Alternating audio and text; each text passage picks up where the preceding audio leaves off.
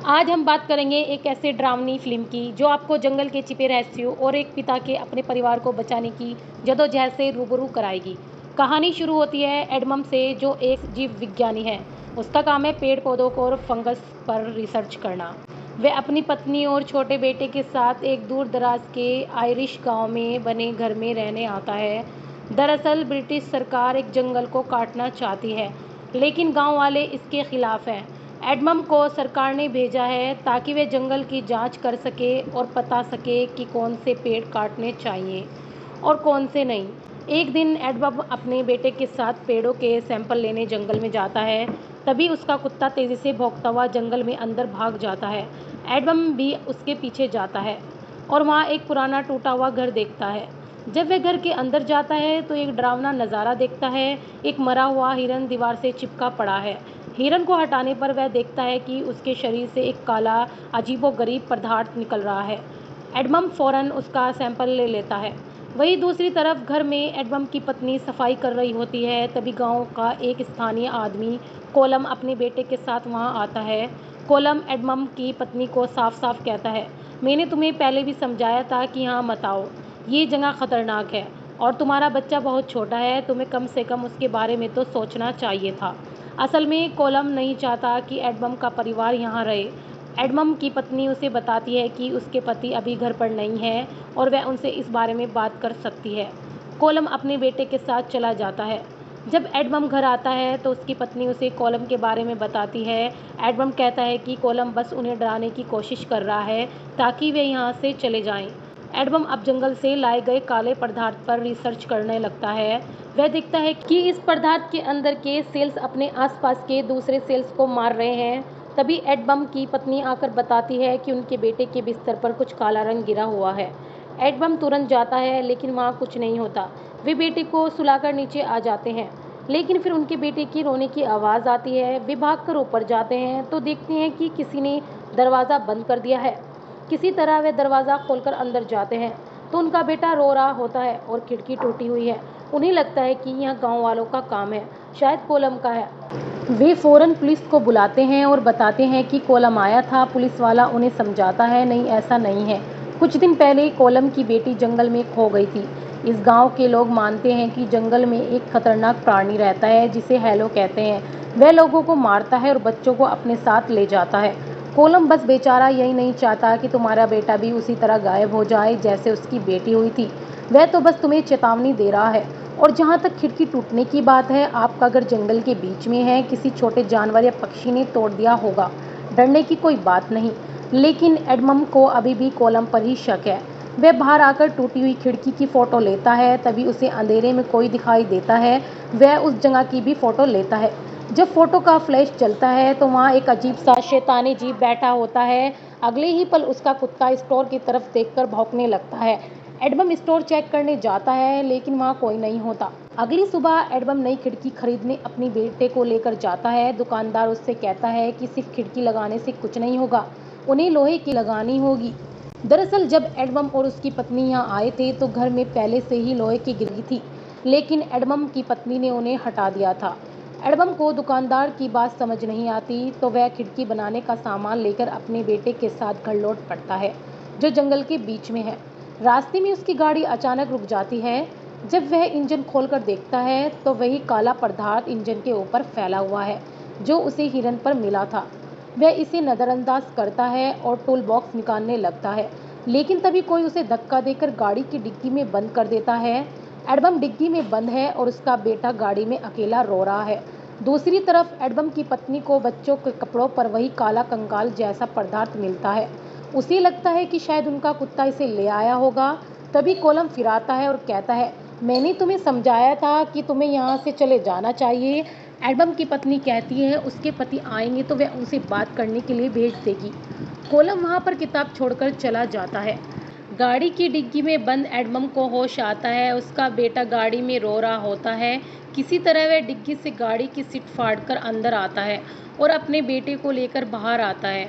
वह देखता है कि किसी ने गाड़ी पर खतरनाक खरोंच छोड़ी है। उसे लगता है कि यह कोलम का काम है। वह बहुत डर जाता है और जल्दी से अपने बेटे को लेकर घर आता है। उसकी पत्नी को भी कुछ समझ नहीं आता कि क्या हो रहा है। तीनों जल्दी से ऊपर के कमरे में आ जाते हैं। तभी घर की लाइट चली जाती है और अजीब आवाज़ें आने लगती है। एडमम को लगता है कि कोलम ये सब कर रहा है, तो वह चिल्लाता है, मैंने पुलिस को बुला लिया है, यहाँ से चले जाओ। तभी दरवाजे से आवाज़ आती है।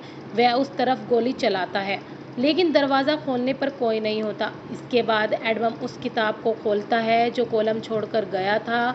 उसमें बहुत सारी अजीबोगरीब अलौकिक बातें लिखी होती हैं जो उसे समझ नहीं आती। वह कहता है, हमारी गाड़ी जंगल के बीच में खड़ी है, हमें किसी भी तरह यहाँ से निकलना होगा।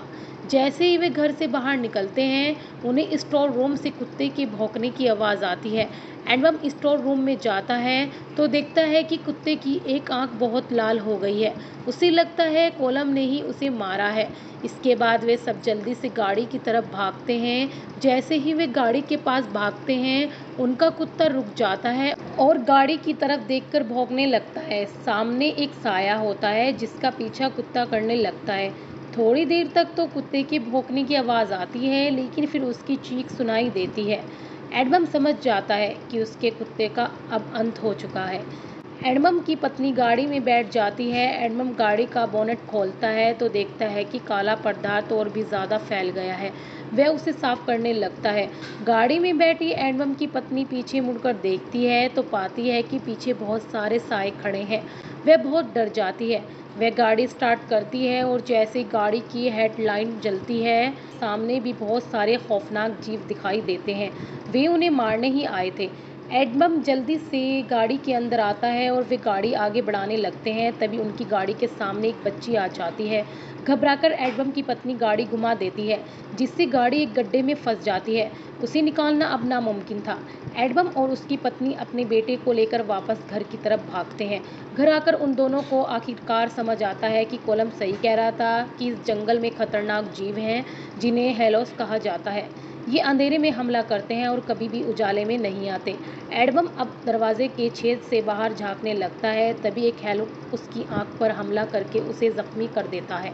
एडमम अपने बेटे की और पत्नी को ऊपर छिपा देता है। वे जानता है कि सुबह तक उसे किसी भी तरह अपने परिवार को बचाना है, क्योंकि उजाला होते ही सारे हेलो चले जाएंगे। वह तय करता है कि सबसे पहले जनरेटर ऑन करेगा ताकि रोशनी से ये जीव दूर भाग जाए। एडमम जनरेटर ऑन करने लगता है। तभी एक हेलो का हाथ बाहर निकलता है जो एडमम की पत्नी पर हमला करना चाहता है, लेकिन इससे पहले कि वह एडमम की पत्नी की आंखों को जख्मी करता, एडमम जनरेटर ऑन कर देता है, जिससे लाइट आ जाती है और सभी हेलो वहां से चले जाते हैं। अब चूंकि एडमम संक्रमित हो चुका था, तो वह धीरे धीरे एक हेलो प्राणी में बदलने लगता है। वह अपनी पत्नी और बेटे के पास आता है और अपने बेटे को सुरक्षित रखने के लिए उसे अलमारी में रख देता है। इसके बाद वह अपनी पत्नी के साथ मिलकर खिड़कियों पर लगी लोहे की रोडों को वापस लगाता है ताकि कोई भी जीव अंदर ना आ सके। लेकिन पहले से ही एक हेलो अंदर था जो उसके बेटे को उठाकर ऊपर अटारी में ले गया। एडमम जब अपने बेटे को बचाने के लिए अटारी में जाता है तो वह हेलो एडमम पर हमला कर देता है। इससे एडमम नीचे गिरकर बेहोश हो जाता है। उसकी पत्नी अपने बेटे को बचाने के लिए जाती है। दरअसल हेलो उसके बेटे को बाहर जंगल में ले गया था और एडमम की पत्नी देखती है कि उसका बेटा अब नदी में बह रहा है। वह अपने बेटे को बचाने के लिए पानी में कूद जाती है और किसी तरह उसे बचाकर घर वापस ले आती है। वह अपने बेटे को एडमम को देते हुए कहती है कि इसके कपड़े बदल दो, लेकिन जब एडमम अपने बेटे को देखता है तो पूरी तरह हैरान हो जाता है। वह कहता है, ये हमारा बेटा नहीं है, हेलोस ने हमारे साथ धोखा किया है। लेकिन एडमम पत्नी को लगता है कि एडमम ऐसा सिर्फ इसलिए कह रहा है क्योंकि वह संक्रमित हो चुका है। एडमम बच्चे के सिर के पास एक कील रखते हुए कहता है, मुझे अपना असली चेहरा दिखाओ। लेकिन तभी उसकी पत्नी उस पर हमला कर देती है, तो वह उसे धक्का दे देता है और तभी वह बच्चा अपने असली रूम में आ जाता है। लेकिन उसकी इस रूम को सिर्फ एडमम ही देख सकता है। उसकी पत्नी को अभी भी लग रहा होता है कि एडमम संक्रमित है, इसलिए वह यह सब कह रहा है। वह अपनी पति को छोड़कर अपने बच्चों को लेकर सीधा कोलम के घर पहुंच जाती है।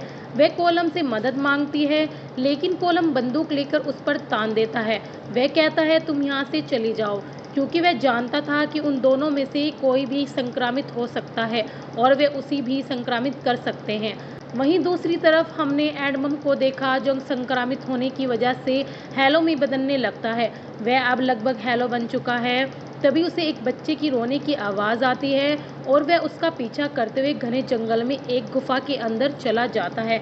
यहाँ पर बहुत सारे बच्चे होते हैं और कोलम की बेटी भी, जो अब खुद भी एक हैलो थी। उसके हाथ में एडमम का बेटा होता है।